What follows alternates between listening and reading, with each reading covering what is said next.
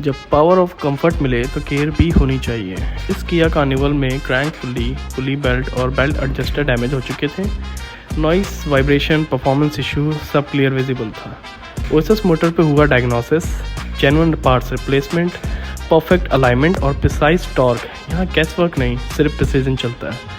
Mechanical repair के बाद complete spark treatment, dry cleaning, deep polishing और प्रीमियम वॉश। इंजन स्मूथ और look बिल्कुल शोरूम फ्रेश। ऑथराइज वर्कशॉप पर ट्रस्ट करने से पहले एक बार ओएसएस मोटर्स ज़रूर चेक करें। Luxury care, reasonable price. OSS Motors, जहां इंजीनियरिंग समझ के काम होता है।